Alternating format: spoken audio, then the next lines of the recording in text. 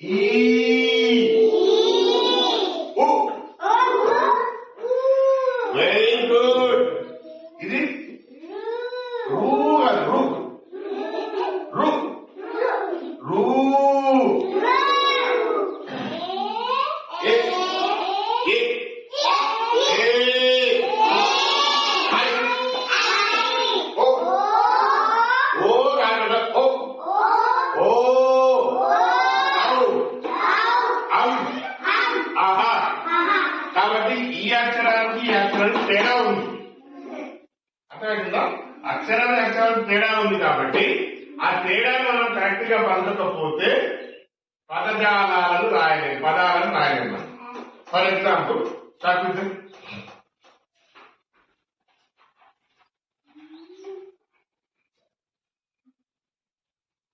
for example